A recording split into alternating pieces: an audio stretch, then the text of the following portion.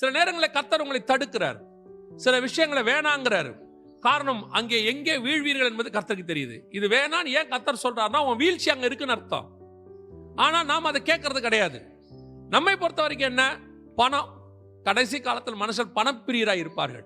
இப்ப பார்க்கறதுல எல்லாருக்கும் அவங்களை கேட்டு பாருங்க, ஏன் உங்களுக்கு இவ்வளவு பணம் தேவைப்படுது? பாஸ்டர் என்ன சொல்றீங்க? ஒரு வீடு வாங்க வேண்டாமா, ஒரு கார் வாங்க வேண்டாமா? காரு வீடு வாங்கி பாவத்தில் உன் பிள்ளை சாவதை விட வாடகை வீட்டில் உன் பிள்ளை பரிசுத்தமாய் பரலோகத்துக்கு போவது வாசி. சில நேரங்களில் கர்த்தர் உங்களை தடுக்கிறார், சில விஷயங்களை வேணாங்கிறாரு. காரணம், அங்கே எங்கே வீழ்வீர்கள் என்பது கர்த்தருக்கு தெரியுது. இது வேணான்னு ஏன் கர்த்தர் சொல்றாருன்னா உன் வீழ்ச்சி அங்க இருக்குன்னு அர்த்தம். ஆனா நாம் அதை கேட்கறது கிடையாது. நம்மை பொறுத்த வரைக்கும் என்ன, பணம். கடைசி காலத்தில் மனுஷன் பணப்பிரியராக இருப்பார்கள். இப்ப பார்க்கறதுல எல்லாருக்கும் அவங்களை கேட்டு பாருங்க, ஏன் உங்களுக்கு இவ்வளவு பணம் தேவைப்படுது? பாஸ்டர் என்ன சொல்றீங்க? ஒரு வீடு வாங்க வேண்டாமா, ஒரு கார் வாங்க வேண்டாமா? காரு வீடு வாங்கி பாவத்தில் உன் பிள்ளை சாவதை விட வாடகை வீட்டில் உன் பிள்ளை பரிசுத்தமாய் பரலோகத்துக்கு போவது வாசி.